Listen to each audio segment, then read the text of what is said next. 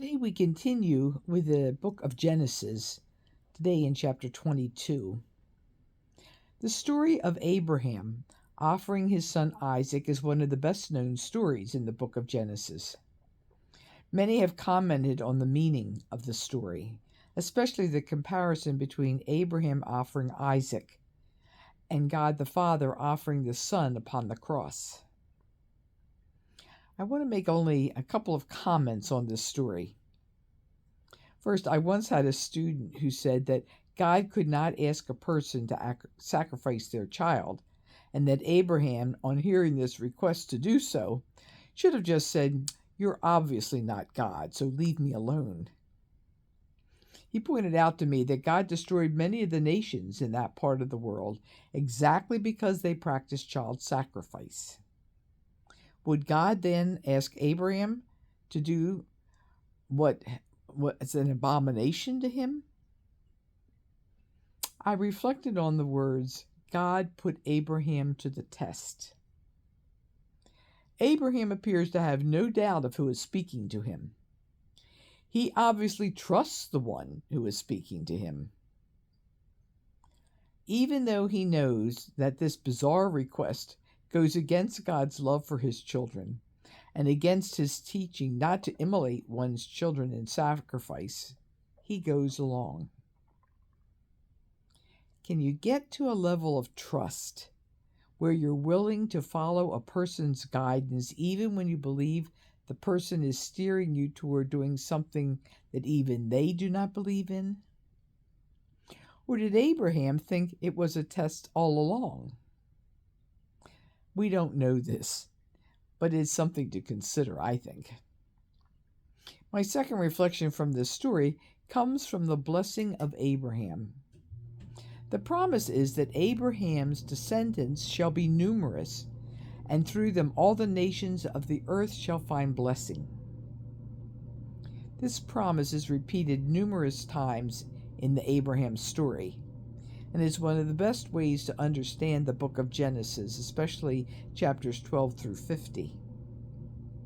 Everywhere that Abraham, Isaac, Jacob, and Joseph go ends up blessed. Now let's face it, these were not perfect men. They are sinners. Abraham lied, and Jacob was a first-class rascal. Joseph should probably have kept his dreams to himself. His brothers were not amused. However, God worked powerfully through these men. He blessed them, and through them many others. It's one of the Apostle Paul's themes. Followers of Jesus are children of Abraham and are to be called channels of blessing, instruments of peace, sacraments of grace. Now, like them, we are not perfect. Even with all our faults, God can bless us and the people around us if we will trust and follow him. The psalmist today reminds us of the temptation not to trust God. It can be hard to trust God when pagans seem to be prospering and taunt us with, "Where is your God?" We want God to glorify his name by doing something. Oh, it's not that we want glory. We just want God's kindness and truth to be recognized by others. Or we just want the pagans to shut up. When God does not do this, a related temptation is to make a God who will want what we want.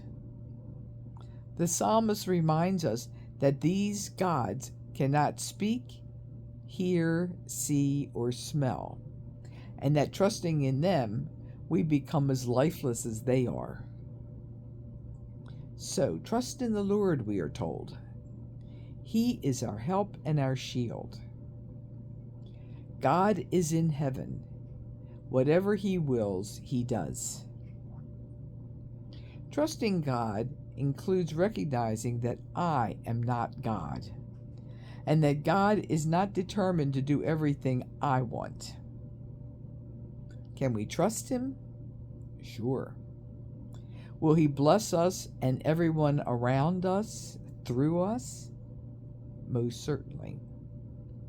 However, let's not confuse this with a carefree life with God at our beck and call. Double amen to that.